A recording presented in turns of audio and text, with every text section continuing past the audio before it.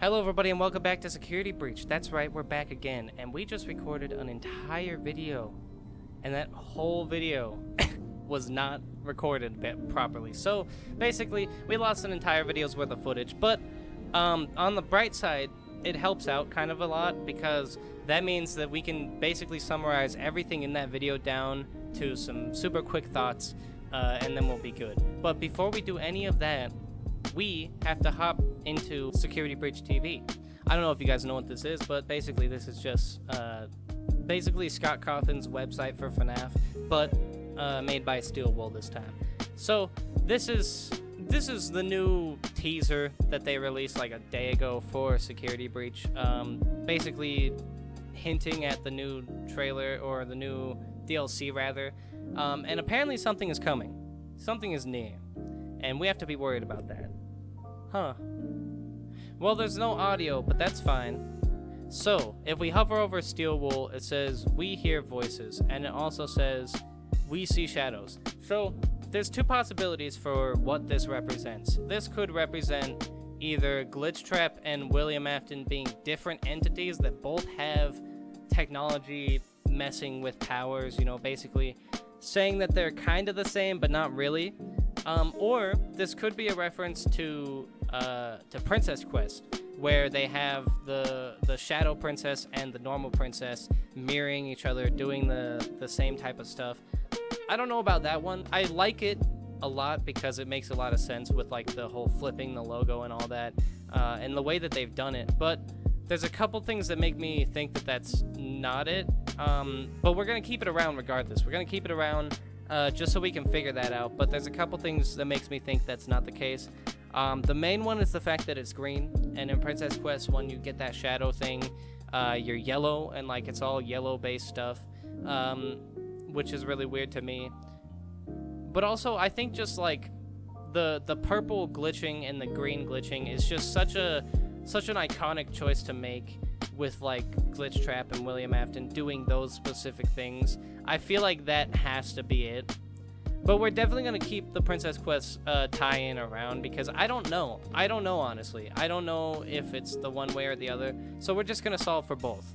But yeah, another thing I want to talk about is just this box. This yellow Fazbear themed box. There's two possibilities in my mind about what this is. Either one, this is Gregory building like a suitcase to hack stuff, building a hacking terminal to go, you know, so that he can communicate with you through the TVs on Security Breach DLC or whatever. You know, the TVs that you're shown where he's showing himself. That could be what that is, but there's no camera, so the camera would have to maybe be Freddy or something like that. Maybe it's plugged into an animatronic, and that's how he can be seen. I don't know. That's one of the possibilities, but I think the other possibility, which is a lot creepier, is that the entire time that you played Security Breach, someone was actually controlling Freddy. They were like puppeteering him. And there's a very big possibility that that's the case, because now that I'm thinking about it, a lot of that would be explained away if it was the Mimic. If it was Mimic 1, the Storyteller, that type of thing. The Storyteller being the one controlling Freddy makes a ton of sense, because the Storyteller is the Mimic 1. Like, Mimic 1 went into the animatronic that was the Storyteller, and then they, you know, programmed in the Storyteller stuff to the Mimic 1. At least that's what I think so far. So, if that's the case, that would make a lot of sense with the Mimic 1, because the Mimic 1 was made to befriend a child.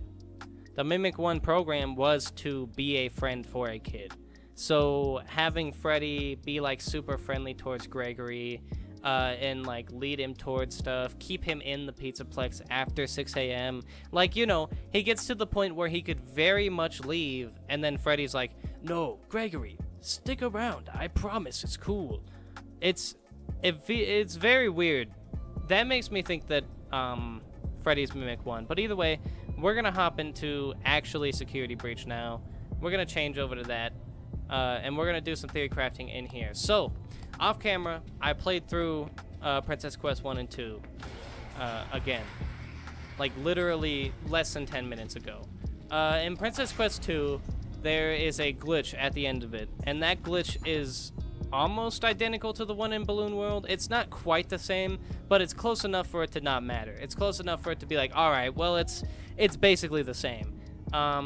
So there's that. It is the same glitch from what I can tell, which would mean that William Afton or whatever, Glitch Trap, that kind of thing, is messing with both Princess Quest and Balloon World. And I don't know what that would mean, but there's a lot to think about there. Because if he's messing with Princess Quest, then, like, what is Princess Quest, you know? What is it? Because it can't be a tool to possess someone. That's what FNAF VR is. And I don't know, like, I don't know what it is. I thought for a while that it was, like, a game made by Fazbear Entertainment and then slowly corrupted by Glitch Trap, but it doesn't make sense for that to be the case, because if that is the case, then Glitch Trap is he's making the game. Wait, maybe that is the case. Hold on, maybe Glitch Trap is slowly possessing him more, because now that I'm thinking about it, that would make kind of a lot of sense, because if you beat it, then you beat Glitch Trap and he stops possessing Vanessa. So maybe that's the whole thing about it. Like, Glitch Trap is trying to make the game super hard because he knows that if he loses the game, he loses control, right? Maybe that's how Glitch Trap works when he's in, like, VR like that, when he's in those video games. That could make sense. Well, this isn't something you're supposed to be able to do, but hey, you know? Glitch Trap slowly corrupting Princess Quest makes sense. That makes perfect sense, actually. That clears that up. So I think we got something pretty solid there, where Glitch Trap is slowly making Princess Quest super glitchy and messed up to, probably to make it harder to beat, because if you beat it, you free whoever's possessed, right? And maybe that means that Balloon World, right? When you win Balloon World, do you free somebody?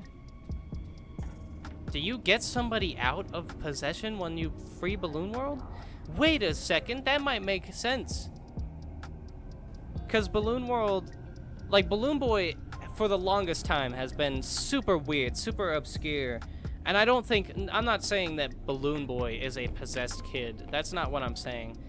Because he's obviously an animatronic, but I think there's some merit to, like, Balloon Boy being a kid that's like a real kid around the place that gets possessed or whatever, because we've seen him represented as a real kid plenty of times, like in Balloon World. Like that alone is like, okay, that seems pretty right. Like, he was a real kid at some point, right? Maybe even that thing was modeled after him, which would be weird. But yeah, there's definitely some merit to that. I think that's right. Also, notice how the ventilation is all fucked up? Like, this is rusty. Which means that the ventilation in this place sucks. Which means that we could be having a FNAF 3 happen, where some of the stuff that we see in this game is straight up hallucinations, right? But I can't think of anything that would be hallucinations. I really can't. I think we're onto something there. Glitch Trap makes Princess Quest slowly more glitchy. There was something else I was supposed to talk about, but I'm forgetting it. I'm forgetting it right now. Damn. Oh yeah. So, another thing I want to mention is that there's a possibility for there to be a shit ton of kids living in the Pizzaplex. And I think it's a pretty high possibility, honestly. I think a bunch of kids are living in the Pizzaplex, kind of like Gregory, but I don't think Gregory's living in the Pizzaplex. I think he just showed up. But I think a bunch of kids are living there, and that might explain... That explains so much, if that's the case. That explains so many things around the Pizzaplex. Like the just random places where shit's set up for people to sleep and for them to eat and for them to stay. And like underneath the Chica tunnels, or in the Chica tunnels more accurately, there's like a place where it's got like lights around the place. There's pizza on the ground. And even stuff like in Pirate Cove. Underneath or like inside of the boat, there's like places where people are living, you know, and it all seems like they're children. It all seems like they're children because they have Freddy masks on, they have like all that stuff, and it would make sense to me if the only reason that those children were missing was because they were actually living inside of the Pizzaplex for whatever reason, maybe they're straight up pulling a Gregory. Maybe they are trying to investigate the Pizzaplex to solve problems, which could make sense. And that could also make sense for the Rune DLC, because we see another kid showing up. And that very well could be like initiation. It very well could be initiation. We don't know what the Rune DLC is right now, but if kids show up with masks on, then I am right about this, and we got that shit nailed. We literally nailed it. But we have yet to see. We don't know. We don't know. But that would be absolutely sick. That would be insane. I would love that. Seeing like actual kids using the Freddy mask and stuff in a 3D environment where you can walk around, that would be the coolest shit ever. That would be so much cooler than the animatronics. So yeah, for now I think we're onto something with a lot of this stuff. This whole episode was literally just talking. We're not actually doing any actual theory crafting inside of the game because we kind of already did all that stuff. We recorded an entire video's worth of stuff before this one, and it all came out a single still image. So we couldn't use any of the footage, and that's really sad.